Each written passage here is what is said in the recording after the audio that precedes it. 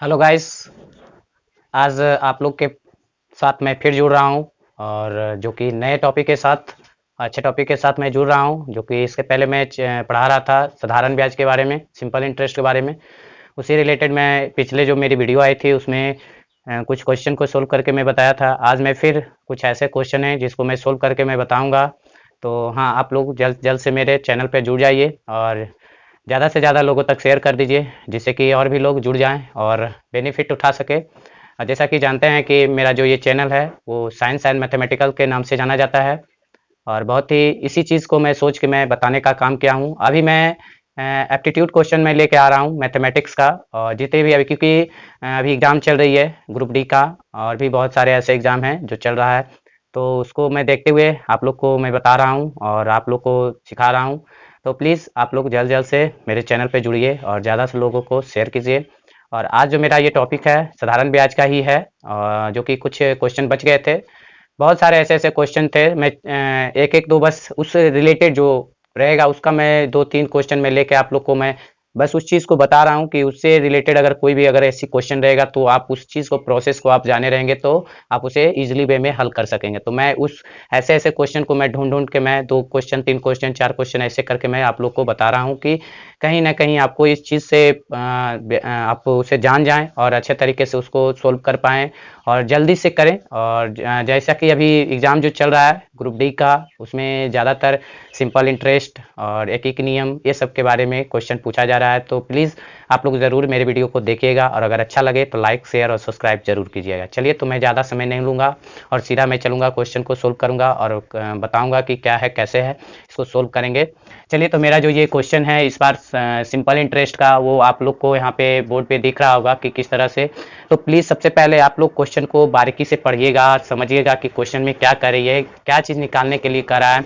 तो उस चीज़ को बारे में पहले आपको जानकारी होनी चाहिए कि आखिर सबसे पहले हमें क्वेश्चन को समझने के लिए सबसे पहले आना चाहिए कि क्वेश्चन हमें क्या कहती है, कैसे इसको कैलकुलेशन करें, किस तरह से इसको बनाएं।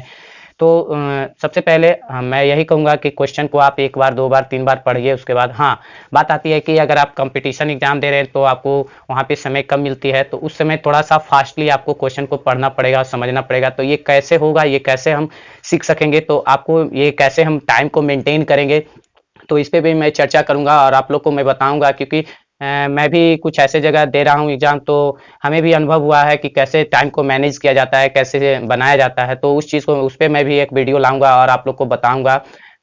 फिर मोटिवेट वाले भी मैं वीडियो इस पे डालूँगा। तो प्लीज़ आप लोग मेरे चैनल पे आप ज़रूर जुड़िएगा। और मेरा एक यही मोटिव था कि आप लोग को जो 10-12 पास कर जाते हैं तो उन्हें एक दिशा निर्देश देने की भी मैं उस चीज़ पे दे आप लोग को मैं बताऊंगा कि कैसे आगे क्या करना है, क्या कहाँ किस सेक्टर में जाना है, कैसे जाना है, उस पे मैं बात करूंगा। तो प्लीज़, अभी तो मैं क्लास ले रहा हूँ, अभी मैं आप लोग को मैथमेटिक्स बताने का ही काम कर रहा हूँ। थोड़ी सी अभी टाइम की थोड़ी हमें दिक्कत आ रही है, तो मैं ज़्यादा वीडियो नहीं डाल रहा हूँ। मैं ज़्यादा से ज़्यादा वीडियो आप लोग के पास बनाऊंगा और आप लोग से वाकिफ़ होऊंगा और आप लोग से जुड़ूंगा।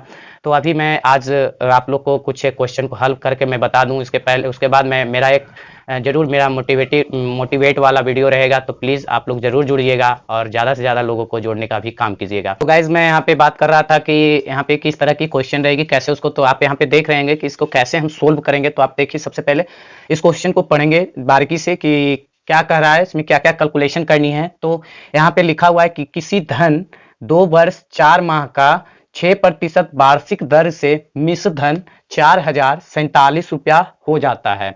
तो सबसे पहले यहाँ पे बात आ रही है कि क्या चीज इसमें दिया हुआ है। तो हमें जो जो चीज क्वेश्चन में दिया रहे, सबसे पहले सॉल्यूशन करने से पहले उसको नोट कर लेना है।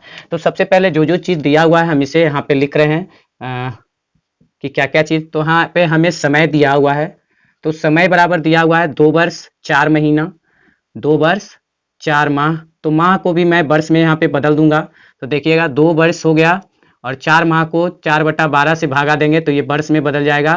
तो ये हो जाएगा 1/3 वर्ष, तो 2 पूर्णांक 1/3 वर्ष हो जाएगा। और उसके बाद यहाँ पे दर दिया हुआ है, दर दिया हुआ है 6%। और यहाँ पे दिया हुआ है मिश्रधन दिया हुआ है, मिश्रधन जिसको हम अमाउंट बोलते हैं।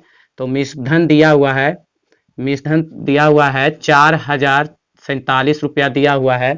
तब हमें निकालने के लिए कह रहा है, मूलधन निकालने के लिए कह रहा है।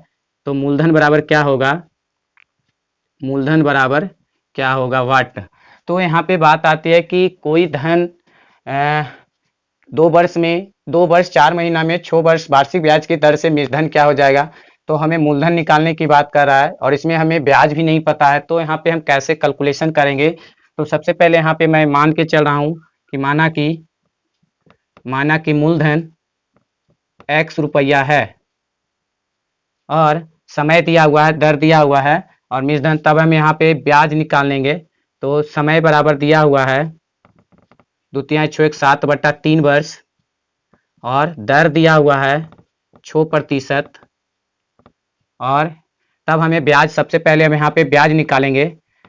ब्याज बराबर हो जाता है मूलधन गुने समय गुने दर बटा 100। तो जब इसको हम कैलकुलेट करेंगे तो x गुना 7/3 गुना 6 गुना 100, तो ये मेरा हो जाएगा, ये कट गया तो ये मेरा 7x/50 ये मेरा हो गया ब्याज हो गया। अब हमें पता है कि मूलधन निकालने के लिए क्या करता है। तो मूलधन बराबर हम जानते हैं कि मूलधन प्लस ब्याज होता है। तो यहाँ पे मूलधन दिया हुआ है, मूलधन निकालनी है। तो यहाँ पे मूलधन मेरा दिया हुआ है 4047 रुपया और मूलधन मेरा x है और ब्याज मेरा 7x + 50। जब इसको हम कैलकुलेशन करेंगे तो ये मेरा 4047 बराबर ये मेरा हो जाएगा 57x/50।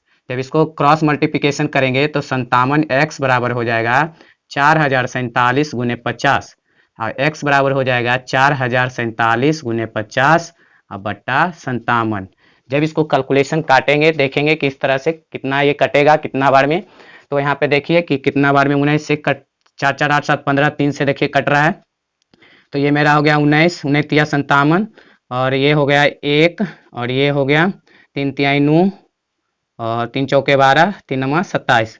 तो यहाँ पर लिख देते हैं ऊपर में कि 349 × 50/90। अब देखिए 90 से ये कट रहा है क्या, तो 19 भागा हम दे रहे हैं यहाँ पे 149 में। तो ये हो गया 19 7 33 से देखिए कट रहा है 1 9 एक बार में ये कट गया। कितना बार में कट रहा है, तो 71 बार में। जब इसको हम गुना करेंगे तो 5 7 5 35 ये मेरा जो निकल के आया ये क्या हुआ, मूलधन मेरा निकल के आया। और यही चीज यहाँ पे पूछ रहा था कि मूलधन कितना होगा। तो ये इस तरह से हम हल करते हैं। अगर हमें सिर्फ एक फार्मूला को याद रखना है और एक फार्मूला पे हम टोटल सारी हम कैलकुलेशन निकाल सकते हैं, बना सकते हैं। तो यहाँ तक आई होप आप अच्छे तरीके से समझ गए होंगे और आज मैं यहीं तक रहने दूंगा क्योंकि एक ही आज मैं क्वेश्चन आप लोग से शेयर करूंगा, बताने का काम करूंगा। मेरी जो थोड़ी सी कुछ मेरी स्पेस की भी प्रॉब्लम आ गई है, तो यहाँ पे अगली जो मेरी वीडियो आएगी उसमें ज़्यादा से ज़्यादा क्वेश्चन को सोल्व करके मैं बताऊंगा। तो प्लीज़ आप लोग ज़रूर मेरे चैनल से जुड़िएगा और ज़्यादा से लोगों से शेयर कीजिएगा और आप ज़्यादा से ज़्यादा जुटाने का हमें भी हौसला दीजिए। और अगली जो मेरी वीडियो आएगी उसमें कुछ मोटिवेट का भी और सबसे पहले मैं तो एक और वीडियो आप लोग के बीच लाऊंगा जो कि 10th एग्जाम इस बार देने वाले हैं, जिसका जो कि फरवरी में होने वाला है। उससे रिलेटेड मैं कुछ बात करूंगा, आप लोग को बताने का काम करूंगा कि किस तरह से कैसे एग्जाम में लिखा जाता है, किस तरह से क्वेश्चन का आंसर दिया जाता है, तो उसके बारे में मैं बात करूंगा। तो बहुत ही जल्द मेरा ये वीडियो ये चैनल पे ये प्लेटफॉर्म पे दिया जाएगा। तो प्लीज़ आप लोग ज़रूर मेरे चैनल को सब्सक्राइब कीजिएगा और बेल आइकन को प्रेस करके रखिएगा, जिससे कि मेरी सारी नोटिफिकेशन आप लोग तक पहुंचता रहे और आप उससे वंचित ना हो पाएँ, आप उसे देखें और समझें। और अगर अच्छी लगे तो प्लीज़ लाइक ज़रूर कीजिएगा। फिर मिलते हैं अगले वीडियो में, तब तक ख्याल रखिएगा अपना और अच्छे से लोगों को भी शेयर करने का काम कीजिएगा। चलिए फिर मिलते हैं, थैंक यू।